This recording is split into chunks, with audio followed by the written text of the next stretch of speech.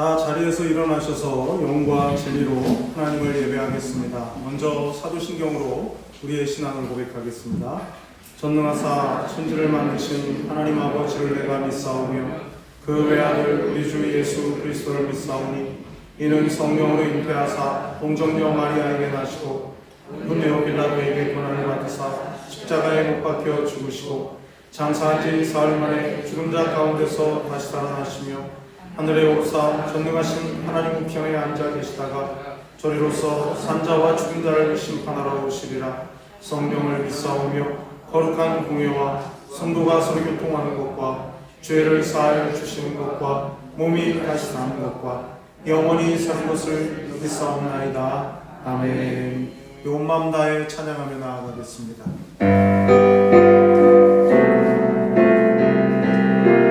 주님과 함께하는 이 고요한 시간, 주님과 함께하는 이 고요한 시간, 주님의 보좌 앞에 내 마음을 쏟네. 모든 것 아시는 주님께 감출 것 없네. 내 맘과 정성 다해 주 바라나이다. 나 염려하잖아도 내 쓸 것 아시니 나 오직 주의 얼굴 구하게 하소서.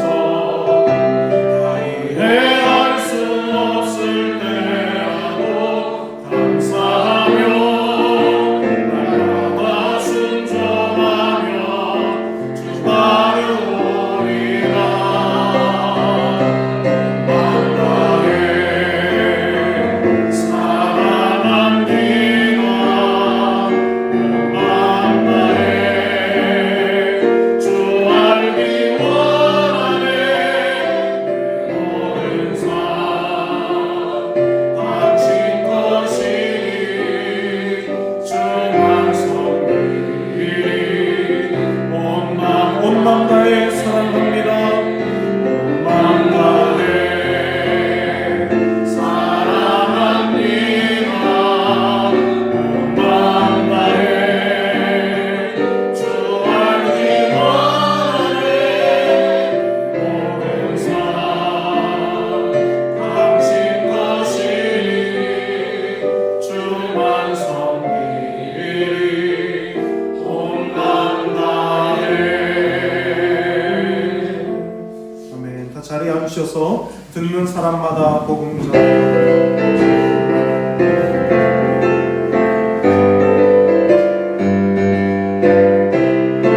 듣는 사람마다 복음 전하여.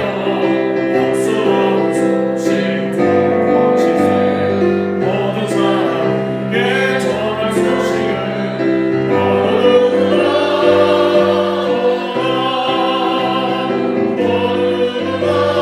주께 나오라. 어서 와서 주의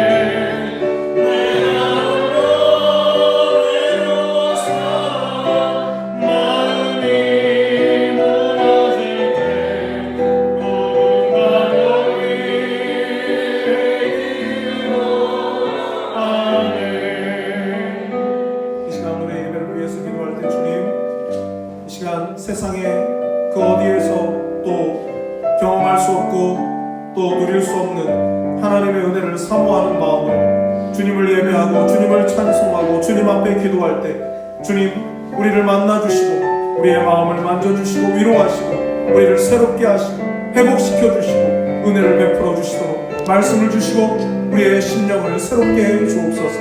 간절한 마음으로 예배를 위해 기도하겠습니다. 거룩하신 아버지 하나님, 오늘도 하나님을 예배하기 위해 나왔습니다. 아버지의 은혜를 사모하며 주님을 높여드리기 위해 나왔습니다. 하나님이 받으실 영광을 올려드리기를 원하고 위로부터 내리는 하늘의 은총을 더 입기를 원하오니 오 주여 이 시간 우리와 함께하여 주시고 우리에게 말씀하여 주시고 우리의 영이 살게 하여 주시고 하나님의 은혜로 말미암아 우리의 영혼이 수생케 되는 귀한 시간이 되게 하여 주시옵소서. 하나님 아버지의 사랑을 경험하는 시간이 되게 하시고 회복시키시는 하나님의 능력을 경험하는 귀한 시간이 되게 하여 주시고 우리의 영혼을 새롭게 하여 주시옵소서.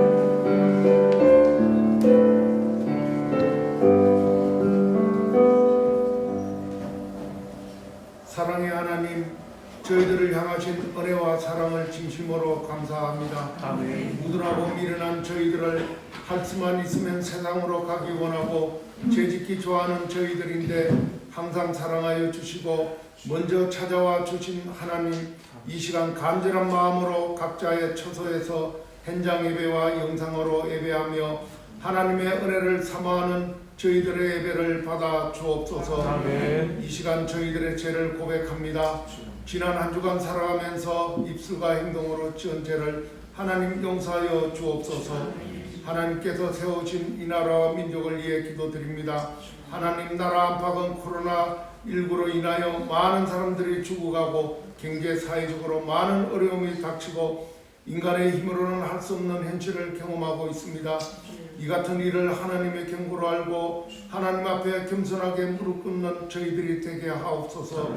환자들을 위해 이음을 무릅쓰고 검사와 치료에 최선을 다하는 의료진과 봉사자들에게 힘들고 피곤치 않게 은혜와 힘을 공급하여 주옵소서. 대통령을 비롯한 위정자들에게 이 난국을 헤쳐나갈 수 있는 지혜를 주시고 네 편 내 편을 가르는 자가 아니라 국민들을 편안하게 섬기는 자들이 되게 하시고 경제가 회복되어 사회가 안정되고 백신이 하루속히 개발되어 코로나19가 소멸되어 학생들이 마음 놓고 등교하고 모든 일들이 정상화가 되게 하옵소서. 그리스도의 피값으로 세워진 한상길을 위해 기도하오니 이제까지 도와주신 에베네셀의 하나님께 감사드립니다. 이 지역의 구원의 방주로 세우사오니 전도하는 교회가 되게 하옵소서. 내일부터 2주간 추수감사 특별 새벽 기도회가 시작됩니다. 말씀과 기도로 한마음한 뜻을 이루는 성도들이 되게 하시고 남들보다 무엇이 더 주어서 감사하기보다 이미 저희들에게 베푸신 많은 은혜들을 떠올리며 진심으로 감사할 수 있는 성숙한 그리스도인들이 되게 하옵소서. 세상의 수많은 사람들 가운데 저희들을 구별하여 택하여 주신 구원의 은혜를 감사하게 하시고 건강 주심과 사명 주심도 감사할 수 있는 저희들이 되게 하옵소서. 하나님께서 세우신 교육부서가 날로 부흥되게 하시고 앞장서서 일하시는 부장집사님, 선생님들의 수고가 헛되지 않게 하시고 울며 씨를 뿌리는 자는 기쁨으로 단을 거둔다고 했습니다. 대학 수능 시험이 다가오고 있습니다. 한사람 교회에 속해 있는 수험생들을 기억하여 주시고 땀 흘린 대가가 아름다운 결실로 맺어져 하나님께 영광 돌리게 하옵소서. 마지막까지 지혜와 총명을 더해 주시고 건강을 지켜주시며 수능 당일 좋은 날씨를 주시고 긴장하여 실수한 일이 없도록 평강한 하나님께서 그들의 마음 깊은 곳에서부터 참평안을 허락해 주옵소서. 하나님, 갈급한 저희 성도들을 위해 오늘도 단에 서신 담임 목사님을 붙들어 주옵소서. 영육간에 강건하게 하시고 이 시대에 귀하게 쓰임 받는 목사님이 되게 하옵소서. 한 주간 동안 준비한 말씀 설교하실 때 현장 예배와 영상 예배를 드리는 모든 성도들이 은혜 받게 하옵소서. 말씀을 들은 것으로 끝나는 것이 아니라 그 말씀 붙잡고 살아가게 하옵소서. 하나님을 섬기는 마음으로 교회를 섬기는 귀한 일꾼들의 수고가 헛되지 않게 하시고 몸이 아픈 성도들에게 하나님의 치료하심을 간절히 소망하는 지체들을 공일히 여겨 주셔서 치료의 강선을 발하여 주시고 여호와빠 치료의 하나님께서 그들의 인생을 책임져 주옵소서. 오늘도 살아 역사하시며 성령으로 충만케 하실 하나님을 기대하오며 이 모든 말씀 예수님의 이름으로 기도드리옵나이다. 아멘.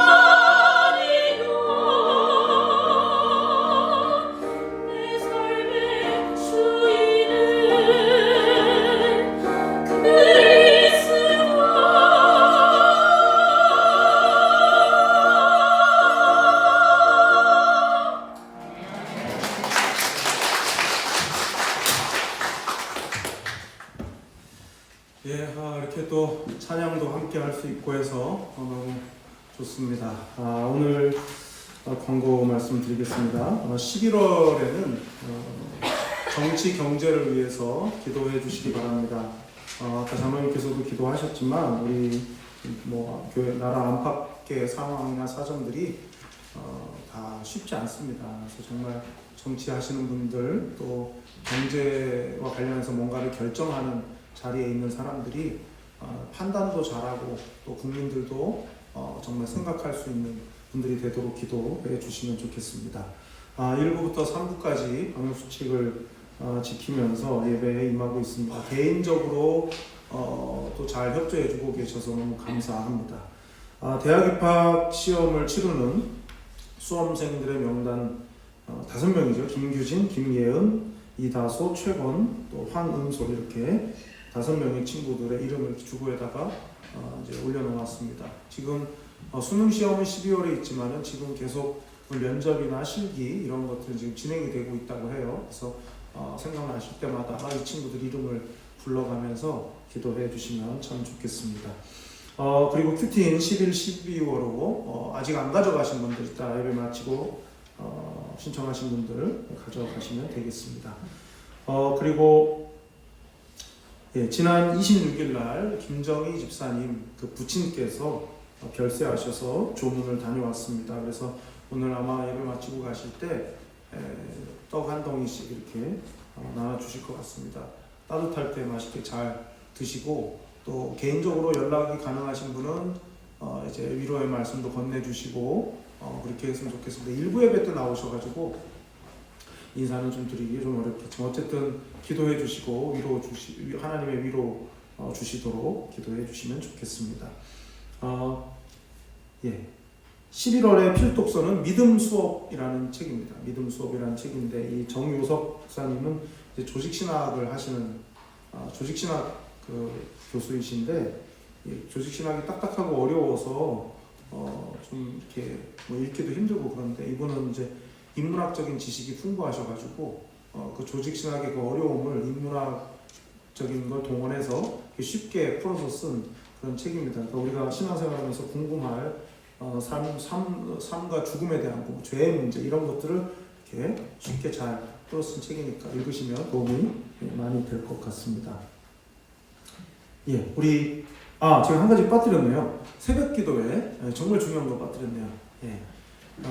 11월 셋째 주가 항상 추수감사 주일입니다.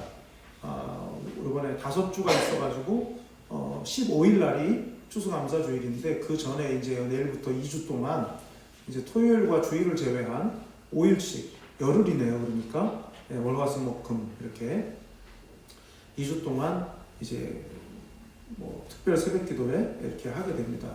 온라인으로 밴드로도 참여하실 수 있고 나오셔서 기도하실 수도 있습니다. 중요한 건 그겁니다. 2020년이 시작함과 동시에 코로나 때문에 우리가 많이 이제 정신적으로나 경제적으로나 많이 피곤하고 지쳐서 이제 지금 11월까지 지금 온 거잖아요. 그럼에도 불구하고 헤아려 보고 생각해 보면 하나님 앞에 감사할 것들이 있지 않겠습니까? 그래서 그 열흘 동안 그럼에도 불구하고 내가 하나님 앞에 감사할 수 있는 게 뭔가 그것을 잘 이렇게 생각하고 헤아리면서 하나님을 높여드리는 그런 새벽 기도회가 됐으면 좋겠습니다. 많이 참여해 주시면 참 좋겠습니다.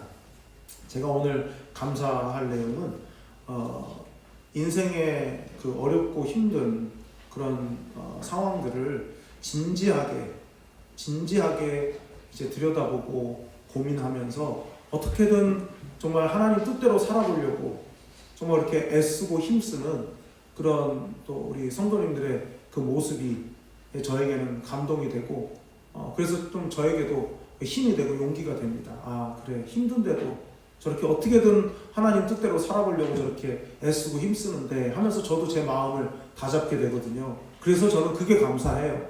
힘들다고 때려치고 막 그만둬버리고 이러지 않고 믿음을 지키려고 하시는 여러분의 모습 때문에 제가 용기를 얻고 또 힘을 얻습니다. 그래서 감사합니다. 떡은 제가 드려야 되는데 사실 너무 감사하고 우리 모두가 서로가 다 그렇게 서로가 서로에게 힘이 되고 또 용기가 되고 그랬으면 좋겠습니다. 우리 옆에 계신 분들과 인사하겠습니다. 사랑합니다. 반갑습니다. 잘 오셨습니다. 오늘 우리에게 주시는 말씀은 사도행전 2장 14절부터 41절입니다.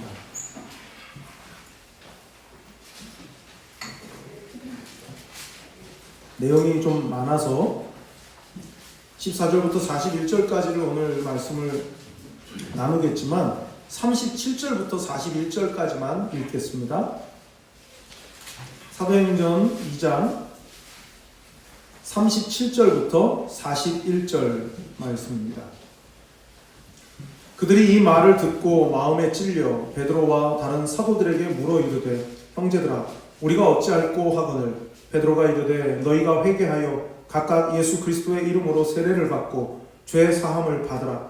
그리하면 성령의 선물을 받으리니 이 약속은 너희와 너희 자녀와 모든 먼데 사람 곧 주 우리 하나님이 얼마든지 부르시는 자들에게 하시는 것이라 하고 또 여러 말로 확증하며 권하여 이르되 너희가 이 패역한 세대에서 구원을 받으라 하니 그 말을 받은 사람들은 세례를 받음에 이날에 신도의 수가 3,000이나 더하더라. 아멘. 최춘선 할아버지 이야기를 혹시 들어보셨는지 모르겠습니다. 이분은 지하철에서 피켓을 들고 전도하시던 할아버지입니다. 몸 앞뒤로 이렇게 이제 판넬에다가 전도 문구를 써서 조끼 입듯이 이렇게 하고, 그리고 이제 신문에 껴서 오는 그런 전단지 뒷면에다가 전도 문구를 성경 구절이랑 막 써가지고 그걸 이렇게 전도하면서 다니셨던 분입니다. 이분의 특징은 맨발로 다녔다는 거예요. 맨발. 신발을 안 신고 양말도 신지 않고 맨발로 전철이나 이렇게 사람들이 다니는 길에서 그런 식으로 전도를 했습니다. 노인이 영어를 섞어가면서 이렇게 전도를 다녔죠. 그러니까 얼핏 이렇게 겉모습을 보면 좀 정신 나간 사람, 광인으로 그렇게 비춰질 그런 행색을 한 그런 분이셨습니다. 그런데 가만히 그 이야기를 들어보면 전혀 이상한 소리를 하는 것은 아니고, 그리고 항상 그 말 속에는 나라를 사랑하는 말들도 포함이 되어 있고, 그래서 저분이 누굴까 사람들이 다 그렇게 생각을 하던 차에 어떤 분이 이제 방송 PD가 그분을 이렇게 취재를 하게 되면서 그분이 어떤 분인지가 이렇게 드러나게 됐습니다. 이 할아버지의 살아온 그 삶의 지난 날들이 이렇게 공개가 됐는데요. 일본 와세다 대학을 나오고 일본 기독교 지식인으로 그렇게 꼽히는 우찌무라 간조 그리고 가가와 도요이코 이런 분들의 영향을 받은 분이었습니다. 굉장히 부유한 재산이 많은 그런 분이었는데 수십만 평에 이르는 그 땅 가운데 3,000평만을 남겨놓고 나머지 모든 땅을 다 고아들과 또 소장농들을 위해서 다 나누어 주었습니다. 나중에 알려진 사실이지만 독립운동에도 참여를 했습니다. 일본군 징용을 거부하고 김구 선생을 도와서 독립군 섭외부장의 직책을 맡아가지고 독립운동을 했기 때문에 독립유공자로 지정이 되었습니다. 그러나 나라가 반으로 쪼개져 있는데 내가 어떻게 연금을 받을 수 있냐 해서 독립유공자 연금도 거부한 것으로 알려져 있습니다. 지난 2001년도에 하나님의 부르심을 받고 국립현충원에 그 유해가 모셔져 있습니다. 화면을 통해서 그분에 대해서 보면서 참 저는 많이 놀랐던 기억이 있습니다. 아마 저도 그분의 그런 삶의 여정을 자세히 몰랐다면은 지하철에서 이 최춘선 할아버지를 향해서 안 좋은 눈길을 보내던 사람 중에 한 사람이 저였을지도 모르겠다라는 생각이 들었습니다. 생각할수록 쓴 웃음이 지어지는 이유는 그분의 그 숨겨졌던 모습, 그것을 알고 나니까 그때야 존경을 하고 보통 사람이 아니구나라고 하는 생각을 하게 됐다 하는 겁니다. 이 최춘선 할아버지는 복음과 주님에 대해서, 나라에 대해서만 말을 했지 자기가 누군지, 자기가 어떤 사람인지, 과거에 자신이 무슨 일을 했는지에 대해서는 하나도 말하지 않았습니다. 그래서 그분에 대해서 몰랐고, 그러다 보니까 그분이 외치는 복음마저도 순수하게 들을 수가 없었다라는 생각을 하게 됩니다. 한편 생각해보면 그것이 외모로 모든 것을 보고 판단하는 우리네 인간의 이 한계이기도 하지만 복음보다 개인의 체험과 또 경험을 더 소중히 여기는, 중요하게 앞세우는 오늘날의 이 신앙생활의 이 태도 그리고 전도 방식 때문에 그분의 행색 때문에 그분의 복음을 듣지 못하지 않았는가 하는 생각을 하게 됩니다. 여러분, 신앙생활에서 물론 체험은 매우 중요합니다. 내가 어떻게 해서 예수님을 믿게 되었고 내가 예수님을 믿고 난 뒤에 어떤 삶으로 변화되었다라고 하는 간증, 그 체험은 매우 중요합니다. 저 역시 이 목회를 하는 입장에서 성도님들 한 분 한 분이 다 그런 주님을 만난 영적 체험들이 다 있으셨으면 하는 바람이 제 안에 있습니다. 여러분, 제가 어떤 생각을 하겠습니까?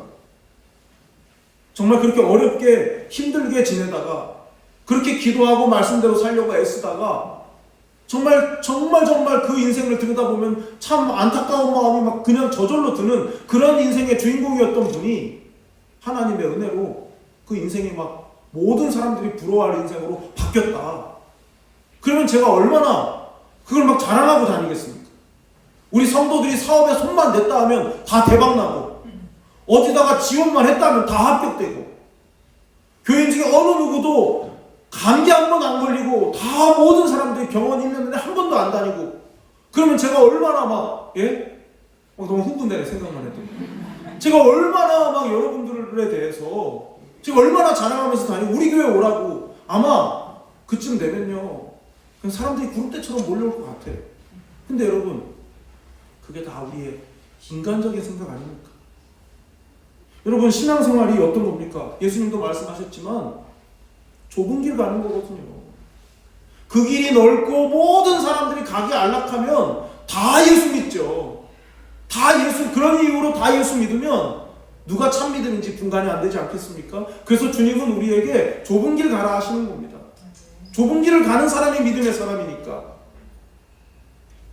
우리가 신앙생활을 하면서 때로는 사람들로부터 오해도 받고 또 거북스러운 시선을 안 믿는 사람들로부터 받을 때도 있습니다. 그런 의미에서 오늘의 말씀, 오늘의 이 본문은 우리가 세상을 향해서 우리가 어떻게 대응하고 우리를 이상하게 바라보는 세상을 향해서 우리가 어떻게 대처하며 살 것인가에 대한 아주 중요한 그런 교훈을 제공해 주는 말씀입니다. 다 읽지 않았지만 이 2장 14절 이하의 내용은 베드로의 설교입니다. 베드로의 설교. 베드로가 성령 강림, 오순절 성령 강림 사건을 통해서 드러난 그 현상들을 오해한 사람들에 대해서 변증적으로 설교한 내용이 바로 오늘 본문의 말씀이에요. 15절을 보면 베드로가 왜 이 설교를 했는가 그 이유가 나오는데요. 때가 제3시니 너희 생각과 같이 이 사람들이 취한 것이 아니라 이렇게 시작해요. 이 설교가 이렇게 시작됩니다. 13절에 보면 오순절 성령 강림 사건 때 성령님이 오셨을 때 사람들이 저 사람들 이상하다. 성령 받은 사람들 그 120명의 사람들을 보면서 저 사람들 이상하다. 술 취한 거 아니야? 하면서 조롱을 했습니다. 13절에 보면 그 조롱이 오해였다. 잘못되었다. 왜냐하면 하는 것이 이제 이 베드로의 설교 아니겠습니까? 때가 언제입니까? 오순절 절기예요. 하나님의 백성들이 이스라엘 사람들이 절기를 얼마나 소중히 여기고 그 절기를 얼마나 엄격하게 지킵니까? 그런데 술 취했다고요? 그럴 일이 없다는 거죠. 그리고 시간이 언제입니까? 제3시. 신약 성경에 3시, 9시 뭐 이렇게 나오는데 무조건 더하기 6 하면 우리 시간이에요. 제3시니까 6을 더하면 오전 9시입니다. 누가 오순절 절기 때 그것도 아침 9시부터 아침 대바람부터 술 먹고 취했겠냐? 그렇지 않다. 베드로가 지금 그렇게 이야기를 시작하는 것입니다. 36절까지 이어지는 이 베드로의 이 설교의 내용에는 이 오순절 성령 강림의 상황, 그러니까 체험에 대한 설명이 없습니다. 성령이 임했고 급하고 강한 바람처럼 임했고 또 불의 혀같이 갈라지는 그 역사가 각 사람 위에 임했고 다른 언어들로 말하기 시작했고 하는 그 현상에 대한 설명을 베드로가 하지 않아요. 이게 중요한 겁니다. 베드로의 설교의 내용은 간증이 아닙니다. 체험을 설명하는 것도 아니었습니다. 베드로의 설교는 하나님 말씀의 인용이었습니다. 구약 성경의 인용이었어요. 그래서 구약 성경, 특히 요엘서와 시편의 말씀을 인용해서 그 말씀을 베드로가 선포하게 됩니다. 사람들은 성령의 역사에 관해서 의심스러운 시선을 보냅니다. 그리고 실제로 그들은 술 취했다고 오해까지 했었습니다. 잘못 알고 있는 그들을 향해서 그들을 설득하기 위해서 뭔가 나름의 전략을 가지고 인간적인 방법을 베드로가 동원했는가? 그렇지 않다는 겁니다. 여러분, 어떤 중요한 일이 있어서 그 일을 해나가려면 사람들을 설득해야 되죠. 근데 그 설득하는, 요즘 세상에 설득하는 기술이 어떤 겁니까? 명분을 먼저 얘기하면 사람들이 설득이 안 돼요. 그래서 어떻게 하냐면 먼저 감동부터 줍니다. 기분부터 좋게 해놓고, 그리고 꼼짝 못할 논리로 어떤 명분에 대해서 설득을 하기 시작합니다. 그게 세상 방법이에요. 감동을 주고 울컥하게 한 다음에 그래서 너는 이 물건이 필요해. 이거 아니겠습니까? 그럼 사람들이 감동을 받았기 때문에, 마음이 부드러워졌기 때문에 그 설득에 넘어가요. 그럼 베드로가 그런 방법을 써야 되지 않겠습니까? 가장 확실하게 어떤 증인, 현장의 증인을 딱 데리고 와가지고 그 사람으로 말하게 할 수도 있지 않겠습니까? 근데 그렇게 베드로가 하지를 않았습니다. 여러분, 이게 이제 중요한 것 아니겠습니까? 왜 우리가 베드로의 이 설교에 집중해야 되겠습니까? 우리가 이 세상에 맞서고 이 세상에 대응하기 위해서 우리에게 필요한 게 뭔가, 그것이 하나님의 말씀이지 않은가 하는 것을 가르쳐주는 말씀이 바로 오늘 본문이기 때문입니다. 성경 말씀이 하나님의 말씀에 대해서 의심 없이 믿는 사람이라면 실생활에서 겪는 모든 상황들에 대해서 하나님의 말씀을 가지고 비춰봐야 됩니다. 나에게 어떤 일이 일어났을 때 내가 이 일을 어떻게 넘어갈 것인가, 내가 이 일을 어떻게 해결할 것인가를 하나님의 말씀을 통해서 그 답을 찾아야 된다, 그 말이죠. 그게 믿음 아니겠습니까? 어떤 사건이 벌어졌을 때 말씀을 통해서 해결책을, 답을, 해답을 찾는 훈련이 곧 믿음입니다. 계획이 실패하고 대인관계에 갈등이 생기고 또 때로는 이런저런 일로 시험에 들고 이럴 때 하나님의 말씀 속에서 답을 찾고 그리고 그 말씀이 일러준 대로 행하면서 하나님의 함께하심을 경험한다면 그런 체험이야말로 정말 우리를 흔들림 없이 믿음의 길을 계속 가게 하는 그런 영적 체험이 아니겠습니까? 감정과 다른 사람들의 신앙생활의 경험, 다시 말하면 간증이겠죠. 그 간증의 힘으로 신앙생활을 할 수는 없습니다.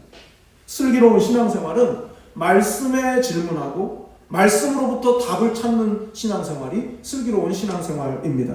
신앙생활을 하는 것 때문에 불편한 오해를 받기도 하고 또는 고난을 받는다면 그때 그 어려움의 순간에 무엇이 작동되는가? 그것이 그 사람의 믿음입니다. 이 어려움을 어떻게 극복하지? 이런 상황들을 어떻게 헤쳐나가면 좋지? 라는 그런 두려움과 고난의 그 현장 가운데서 나를 이끄는 에너지가 하나님의 말씀이라면 말씀 위에 서 있는 것입니다. 실패를 하냐 못하느냐 안 하느냐 그것의 문제가 아닙니다. 내가 이 어려움의 상황, 이 풍랑을 건너갈 때 방향을 결정하는 이 방향타가 말씀이냐 아니면 인간적인 방법이냐 아니면 다른 어떤 힘이냐, 그건 우리 스스로 각자가 제일 잘 알 거라고 생각이 됩니다. 신앙생활의 에너지가 교회 안에서의 어떤 체면일 수도 있어요. 체면. 내 신앙생활을 이끄는 힘이 체면일 수도 있다고요. 제가 목사지 않습니까? 목사는 이렇게 해야지 하는 성도들이 보는데 하는 이런 체면이 제 목회를 이끄는 힘이라면 저도 불행하고 여러분도 불행하지 않겠습니까? 그런데 목사가 하나님의 말씀이 목회의 어떤 방향을 결정하는 방향타라면 그 목사 개인도 하나님의 말씀에 붙들리기 때문에 행복할 것이고 그런 목사와 함께 뛰는 성도들은 당연히 행복한 것 아니겠습니까? 제가 목회를 하고 여러분들을 이렇게 상대하다 보면 그런 경험을 하게 됩니다. 세상에서 받지 못하는 대접을 교회에서 받을 수 있으니까 그것이 신앙생활의 동력인 분들이 있어요. 세상에는 별로 그냥 나를 주목해 주지도 않고 나를 알아주지도 않지만 교회에 오면 사랑해주고 축복해주고 그러니까. 근데 그것이 시작점은 될 수 있지만 그걸로 끝까지는 못 갑니다. 신앙생활이. 사람들이 언제나 박수 쳐주고 언제나 좋아해 주는 게 아니거든요. 아닐 때도 있거든요. 근데 그때 신앙에서 떠나지 않고 그때 흔들리지 않으려면 그때 잡아주는 게 사람이 아니라 하나님의 말씀이어야 된다 그 말입니다. 제가 큐티를 그렇게 강조하는 이유는 바로 거기에 있습니다. 어차피 하나님의 사람이고 신자라면 하나님의 말씀을 읽을 건데 그냥 눈으로만 읽는 게 아니고 내가 오늘 읽은 이 말씀이 오늘 나의 삶과 어떤 연관성이 있을까를 따져보고 살펴보는 게 그게 큐티지 않습니까? 하나님의 말씀을 알아야 그 말씀을 마음에 새겨야 그 말씀이 나를 잡아주죠. 주여 내게 말씀하옵소서 내가 듣겠나이다. 이런 태도로 매일같이 우리가 하나님의 말씀을 가까이 하고 산다면 간혹 기우뚱 할 수는 있지만 넘어지진 않는다 이 말입니다. 여러분은 어떠십니까? 여러분의 신앙생활을 이끌고 있는 힘은 무엇입니까? 말씀입니까? 아니면 사람입니까? 아니면 다른 무엇입니까? 무엇이 여러분의 인생에 가장 많은 영향을 끼치고 있습니까? 말씀이 여러분의 삶을 이끌게 하시기를 바랍니다. 이끄시는 대로 순종하며 가실 수 있기를 바랍니다. 날마다 하나님의 말씀 위로 걸어가실 수 있는 여러분들이 되시기를 바랍니다. 오늘 우리가 이 본문의 말씀을 생각하면서 한 가지 놓쳐서는 안 될 것이 있습니다. 이 상황이 벌어진 때가 언제냐 하는 거예요. 그러니까 시간적으로는 오순절인데 상황적으로는 언제였습니까? 성령이 오셨을 때, 성령이 강림하셨을 때 오해를 받게 됐고 거기에 대한 대답으로 베드로가 설교를 하기 시작한 것 아니겠습니까? 베드로의 설교는 그들의 경험한 성령 체험을 바탕으로 성경을 해석한 것이 아니었어요. 내가 성령을 받으니까 내가 성령 받은 이 체험을 가지고 하나님 말씀을 해석한 게 아니라 내가 성령을 받고 나니까 이게 뭔가를 말씀을 통해서 확인했다 이 말입니다. 여러분 이것은 매우 중요합니다. 순서가 중요한 거예요. 내가 어떤 일을 만나든 어떤 은혜를 체험하든 어떤 상황을 겪든 원래부터 있던 말씀이 이 상황에 대해서 뭐라 말씀하시는가를 따져보는 것이지 내가 체험을 했기 때문에 이 체험을 근거로 이 체험으로 말씀을 해석하면 안 된다 이 말입니다. 그런데 사실은 그런 경우들이 많습니다. 왜냐하면 영적 체험이라는 것은 지극히 주관적이기 때문에. 자, 17절부터 21절까지의 말씀을 좀 보겠습니다.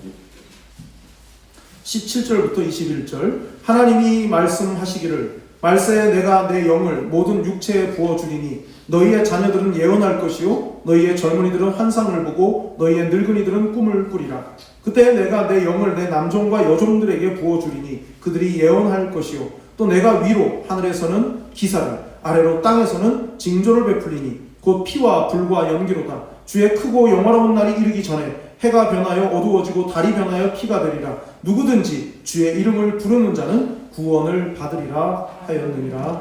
아멘. 이 말씀은요 구약성경 요엘서 2장 28절부터 32절까지의 말씀을 베드로가 인용한 거예요. 이게 굉장히 중요합니다. 기록되어 있는 말씀으로 지금의 오늘날의 상황을 해석한 것이 바로 이 요엘서의 인용이라 할 수 있습니다. 여러분 성령을 받았습니다. 그리고 신비로운 일들이 막 일어났죠. 눈앞에서 막 펼쳐졌습니다. 그러고 보니까 구약성경 요엘서 요엘 선지자의 예언의 말씀이 생각이 난 것입니다.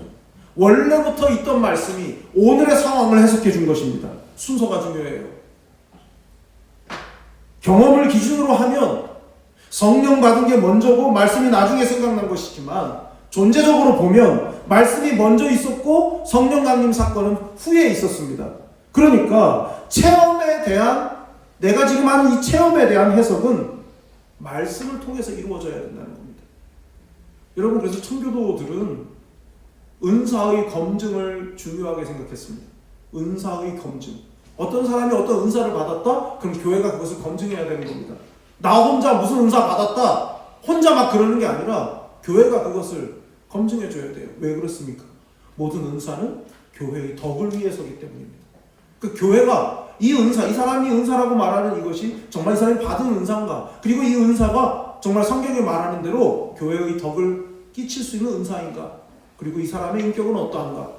그것을 교회가 검증했다 그 말입니다. 여러분 중요한 건 그거예요. 말씀이 나의 체험에 대해서 뭐라고 말씀하시는가? 여러분 오늘날 많은 경우 자신의 경험으로 성령님을 판단하고 이해하려고 하는 그런 사람들이 많습니다. 생각보다 이것은 심각한 문제입니다. 아무리 강단에서 설교를 해도 자기가 어떤 체험을 했기 때문에 그 체험으로 설교마저 판단해버립니다. 그래서 이러쿵저러쿵 그렇게 생각들을 합니다. 여러분 중요한 게 뭐겠습니까? 말씀이 있고 은혜가 있는 것입니다. 말씀이 있고 은사가 있는 것입니다. 말씀이 없는 은사는 없어요. 존재하지 않습니다. 하나님께서 우리에게 말씀을 주신 이유가 뭐겠습니까? 그야말로 성경은 우리 삶의 잣대고 기준이고 표준입니다. 우리의 체험까지도 정말 그런가 하여 말씀으로 따져봐야 되는 거죠. 내가 받은 이 은혜가 하나님이 주신 은혜가 맞는가? 그리고 이 은혜를 내가 어떻게 하기를 하나님이 원하시는가? 자, 17절 말씀 다시 보면 하나님이 말씀하시기를 말세 내가 내 영을 모든 육체에 부어주리니 너희의 자녀들은 예언할 것이요 너희의 젊은이들은 환상을 보고 너희의 늙은이들은 꿈을 꾸리라. 여러분 이 말씀 익숙한 말씀이고요. 그리고 막 이렇게 뭡니까 집회를 할 때 많이 이렇게 인용하는 말씀입니다. 베드로가 이 요엘의 이 예언의 말씀을 오순절 성령 강림의 현장에서 인용한 것은 아까 말씀드린 그대로입니다. 지금의 이 현상이 그냥 우연히 일어난 일이 아니라 이미 하나님께서 약속해 주신 성령이 우리에게 오신 거라고. 근데 우리가 이 말씀을 대할 때 눈이 이렇게 가는 부분은 어떤 부분이냐면 예언, 환상, 꿈입니다. 자꾸만 우리의 눈은 거기에 가요. 신비로운 어떤 현상, 영적인 체험, 간증거리, 거기에 우리의 눈이 갑니다. 사실은. 그런데 여러분 예언, 환상, 꿈이 뭡니까? 이 세 가지의 공통점. 하나님의 뜻을 보여주는 기능이에요. 그러니까 구약에는 성령이 오실 때 어떤 특정한 사람에게만 오셨어요. 선지자에게만 임한다든지 성령님이 개인 어떤 특정한 사람, 하나님이 쓰실 어떤 사람 개인에게 성령이 오셨습니다. 근데 신약은요, 우리가 지난주에 살펴봤지만 약속을 믿고 기다리던 그 공동체 안에 성령이 오셨잖아요. 그것이 해결이 된 거예요. 베드로가 이 일은 뭘까? 이렇게 성령님이 오신 이 사건은 어떤 것일까? 이 요엘서의 말씀으로 해결이 된 거죠.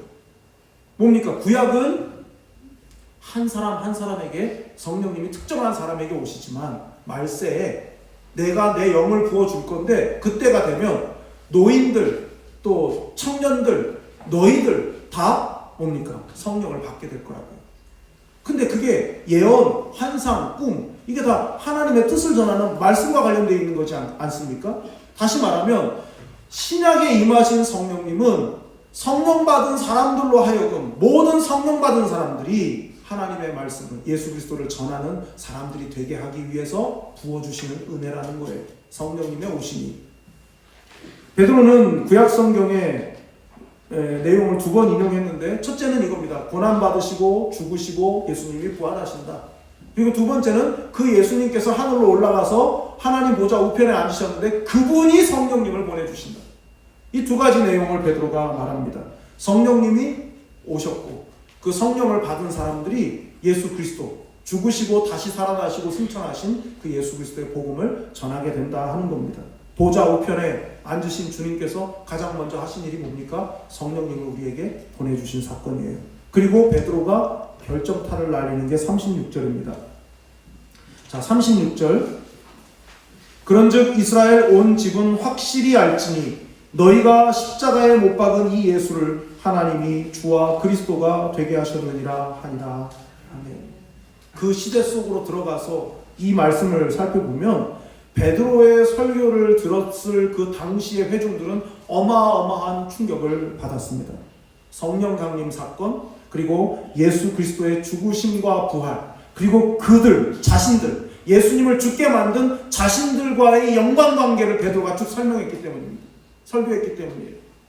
말씀을 통해서 풀어냈어요. 예수님의 죽으심, 그리고 예수님의 부활, 그리고 성령의 오심, 그것과 예수를 십자가에 못 박으소서라고 외쳤던 너희들이 어떤 관계인 줄 아느냐라고 하는 이 말씀 앞에 이 사람들은 모두가 다 충격을 받게 됐습니다. 그들의 반응이 37절에 나오는데요. 그들이 이 말을 듣고 마음에 찔려 베드로와 다른 사도들에게 물어 이르되 형제들아 우리가 어찌할꼬 하거든. 여기에서 말씀의 능력이 나오죠. 베드로는 단지 입을 벌려서 설교를 했습니다. 더 정확히 말하면 구약 성경의 말씀을 선포했어요. 그러나 들은 이스라엘 사람들은 찔림을 받았습니다. 그리고 회개하고 세례를 받았는데 41절에 보면 그때 회개하고 세례받은 사람이 무려 3,000명이 넘었다고 기록하고 있습니다. 여러분, 베드로는 처음부터 끝까지 이미 기록되어 있는 말씀을 선포했습니다. 이미 있는 말씀을 전했습니다. 그런데 사람들은 그 말씀의 빛 앞에 서게 되었고 그 말씀 앞에서 찔림을 받고 회개하고 그 삶이 다 변화되었습니다. 하루에 회개한 사람 3,000명의 이 어마어마한 이 성령의 역사가 예루살렘 교회를 시작하게 만든 것 아니겠습니까?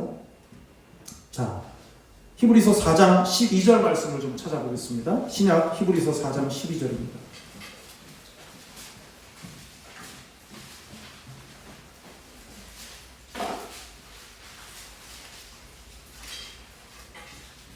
히브리서 4장 12절입니다.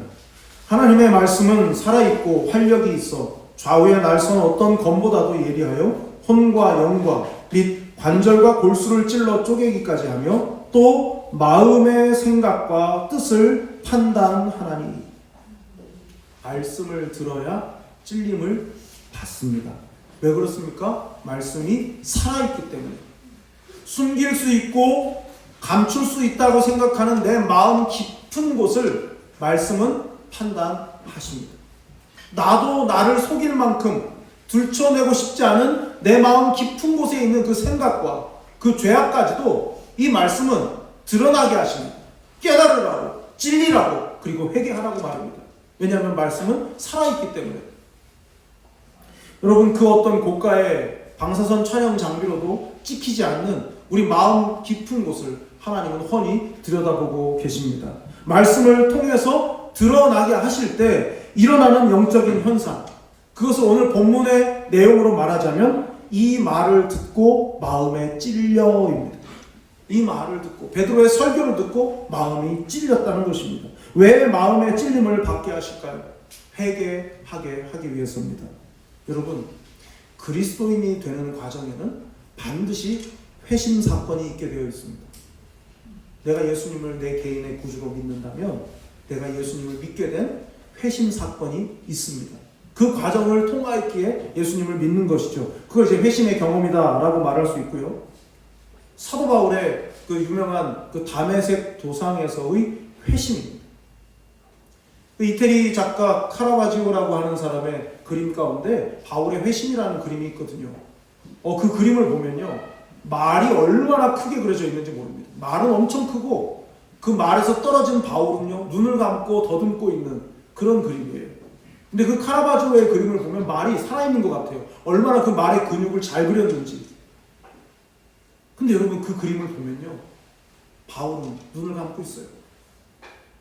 바울이 주님을 인격적으로 만났던 그 순간은 주님을 볼 수 없을 때였습니다. 내가 왜 앞을 못 보게 되었는지, 이 어둠 속에서 나를 부르시는 분이 누군지 알 수가 없었습니다. 그런데 바울이 그 말씀, 음성, 그 소리를 통해서 주님을 만납니다. 안 보이는데 주님을 만날 수 있는 거예요. 왜요? 말씀은 살아있으니까. 그 사람의 마음을 드러나게 하시고 그 사람을 바꾸시는 게 말씀의 역사이니까. 바울은 그렇게 회개하고 말씀을 듣고 회개하고 다른 사람이 되었습니다. 매주 수요일마다 지금 벌써 22번째 다윗에 대해서 우리가 생각해보고 있는데요. 다윗이 우리아의 아내 밧세바를 범했습니다. 그리고 그것을 숨기기 위해서 살인까지 하지 않습니까? 그리고 아무도 모를 거라 생각했어요. 그런데 선지자 나단이 찾아옵니다. 그리고 이상한 이야기를 하기 시작해요.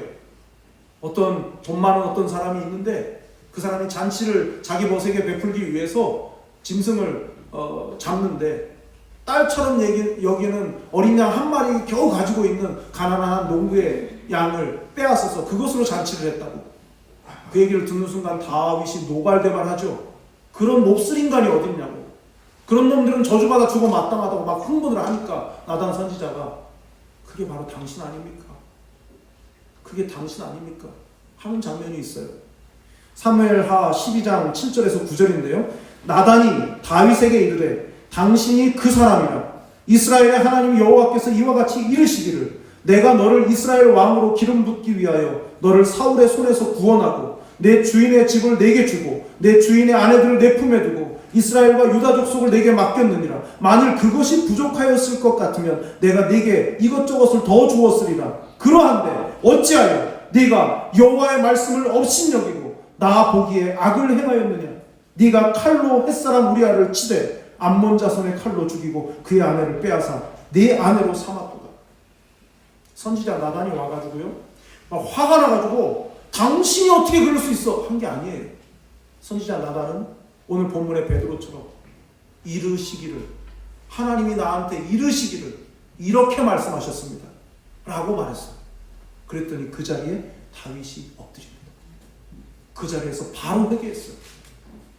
여러분, 이것을 어떤 분들은 분수령적 회개라 이렇게 말합니다. 분수령적 회개. 그 인생이 완전히 전과 후가 바뀌어지는 결정적 사건으로서의 회개를 다윗이 했어요. 근데 여러분, 다윗이 선지자 나단을 통해서 들은 거예요. 그냥 그게 하나님의 말씀일 뿐이에요. 근데 그 말씀을 전해준 나단 선지자 앞에서 그가 회개합니다. 우리가 오해하지 말아야 될 것이 다윗이 나단 선지자한테 잘못했다고 한 게 아니에요. 하나님 앞에서 회개했습니다. 여러분, 우리가 사람 앞에 비굴할 필요는 없어요. 그러나 하나님의 말씀이 우리에게 전해진다면 그 말씀이 빛을 비추어서 내 죄를 드러나게 했을 때 그 자리에서 회개로, 마음의 찔림을 받은 것이 회개로 연결되어야 그래야 사는 것입니다. 여러분은 어떻습니까? 여러분의 인생에서 분수령적 회개의 사건은 언제 있었습니까? 다윗처럼 하나님의 말씀을 업신여겼던 죄가 생각났을 때 회개해 보신 적이 있으십니까? 여러분은 하나님의 말씀을 듣고 마음이 찔림을 받을 때, 그럴 때 회개의 자리로 나아가고 계십니까? 성령님의 사역은 곧 말씀 사역입니다. 성령의 역사와 말씀의 역사는 충돌하지 않습니다. 바른 성경 말씀의 선포가 있는 곳에 성령의 역사가 나타나고, 그리고 성령께서 깨닫게 하시고 이끄시는 대로 그 말씀 앞에 순종할 때 바로 그곳에서 하나님의 위대한 역사가 시작이 되는 것입니다. 문제는 그 찔림에 어떻게 반응하느냐 아니겠습니까? 여러분도 너무나 잘 아시는 것처럼 찔림을 주실 때 회개해야 합니다. 사람이 전했다고 사람 앞에 자백하는 것이 아니라 하나님께 나아가는 겁니다. 그래서 저는 그런 생각을 합니다. 늘 예배 때마다 예배가 끝나면 이 나가기 바쁘고 집에 가기 바쁜 우리의 이 습관 속에서 어느 날 하나님께서 말씀을 통해서 여러분의 내면을 건드리셔서 주체할 수 없는 그 깨달음 때문에 예배가 끝나고 사람들이 다 가도록 그 자리에 엎드려서 하나님 앞에 회개하는 모습들이 있었으면 참 좋겠다라는 생각을 합니다. 여러분, 하나님께서 죄를 드러나게 하실 때는 우리를 살리기 위함이시지 결코 우리를 망하게 하려고 죄를 드러나게 하시는 것이 결코 아닙니다. 마음의 찔림을 받는 게 복입니다. 말씀으로 찔림을 받을 때 다윗처럼 바로 회개의 자리로 나아가실 수 있기를 바랍니다. 분수령적 회개가 삶을 완전히 새롭게 할 줄 믿습니다. 여러분, 고깃집에 좋은 고기는 생고기로 내놓습니다. 그런데 조금 질이 떨어지는 고기는 양념으로 내놓습니다. 본질이 자신이 없으면 비본질로 본질을 대체하려고 하는 것이 인생사입니다. 하나님의 말씀에 찔림을 받고 회개하면 그 과정을 통해서 성숙해 가는 것이 신앙의 여정이고 성숙의 여정입니다. 그것이 본질입니다. 말씀의 자리에 자꾸 다른 걸 갖다 놓으면 당장에는 감동도 되고 좋겠지만 신앙은 자라지도 않고 성숙할 수 없습니다. 맨 처음 말씀드렸던 이 최춘선 할아버지의 말씀 중에 이런 말이 있습니다. 진리는 고독해도 날로 더욱 담대합니다. 그렇습니다. 진리를 확신하고 살아가다 보면 고독해질 수도 있습니다. 그러나 그 고독함을 견디지 못해서 양념을 곁들이기 시작하면 영적으로 질 낮은 삶을 살 수밖에 없습니다. 좋은 간증도 유익하고 프로그램도 필요하고 좋습니다. 만남을 통해서 서로 가까워지고 서로가 서로에게 힘을 실어주는 것도 매우 중요하고 반드시 필요합니다. 하지만 그것이 우리의 영혼을 살게 하지는 않습니다. 수많은 영적 바이러스들이 우리를 침투해 들어올 때 말씀의 백신으로 그것들을 차단할 수 있는 힘이 우리 안에 길러져야, 그래야 하나님이 기뻐하시는 삶을 살 수 있지 않겠습니까? 여러분 모두가 말씀으로 이겨내시고 말씀으로 버티시고 말씀으로 승리하실 수 있기를 진심으로 축원합니다. 기도하겠습니다. 살아계신 아버지 하나님, 오늘도 하나님을 예배하며 하나님께 영광을 돌리게 하시고 말씀을 주셨습니다. 하나님, 우리가 할 수 있는 일은 별로 많지 않습니다. 하나님 아버지의 도우심을 구하고 하나님의 인도하심을 따라 살아야 할 텐데 그 축이, 그 에너지와 동력이 하나님의 말씀이게 하옵소서. 하나님의 말씀을 보고 따라가게 하시고 하나님의 말씀의 찔림을 주시는 대로 깨닫고 순종하며 하나님 기뻐하시는 삶을 살아갈 수 있도록 인도하여 주시기를 간절히 원합니다. 다른 어떤 방법과 기술을 동원하는 것이 아닌 하나님의 말씀 때문에 달라지고 성숙해지고 자라가고 성장하는 우리 개인 그리고 가정, 교회가 될 수 있도록 인도하여 주시옵소서. 사랑이 많으신 예수님의 이름으로 기도드리옵나이다. 아멘. 다 자리에서 일어나셔서 마지막 날에 찬양하고 기도하겠습니다.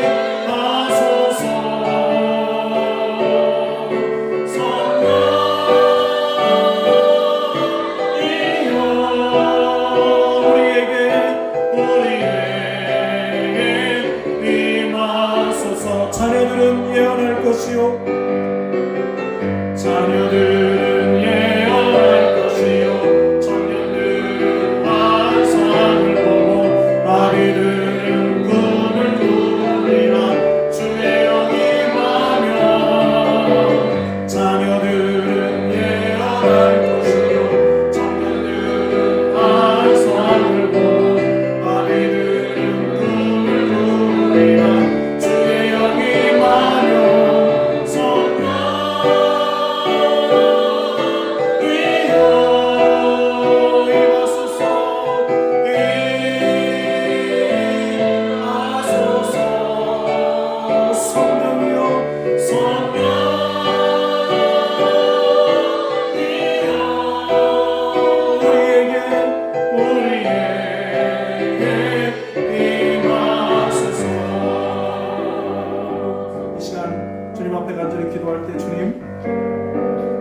하나님의 말씀으로 우리의 삶을 해석하고 상황들을 해석할 수 있는 힘을 주시고 말씀이 우리를 찌르실 때 아멘으로 순종으로 회개로 반응할 수 있는 우리 모두가 될 수 있도록 말씀의 능력으로 승리하는 성령의 사람이 될 수 있도록 간절한 마음으로 기도하겠습니다.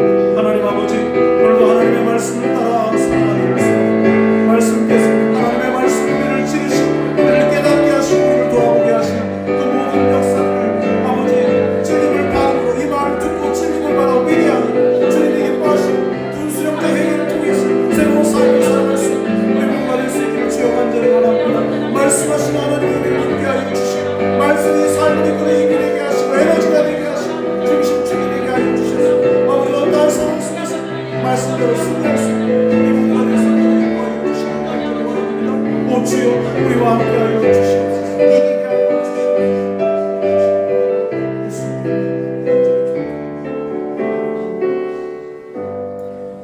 거룩하신 하나님 아버지, 오늘도 하나님 앞에 나와 하나님을 찬양하며 예배하게 하시고 또한 귀한 예물을 드리게 하시니 감사를 드립니다. 우리의 드리는 이 예물을 기뻐 받아주시고 우리를 받아 주시옵소서.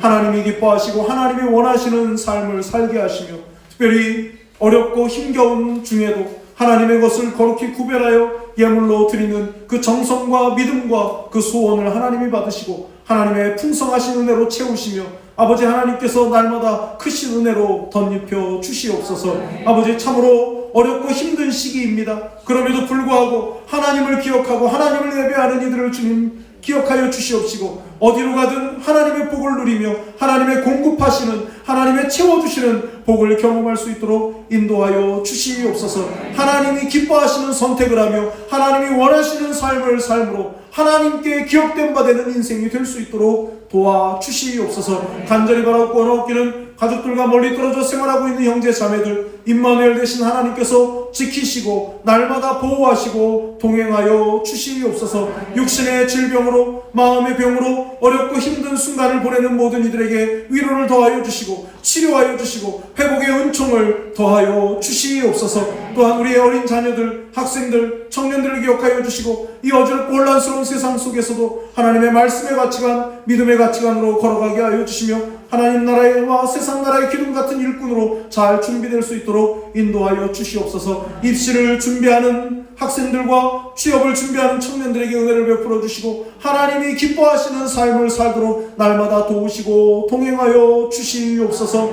아버지 하나님, 11월 한 달도 하나님과 함께하는 삶, 하나님이 복 주시는 인생을 사는 감사를 더욱 넘치게 하는 우리 모두가 될 수 있도록 인도하여 주시옵소서.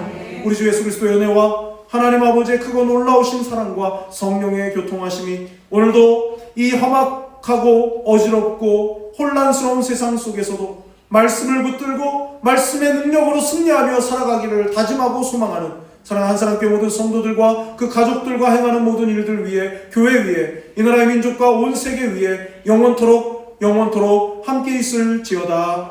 아멘.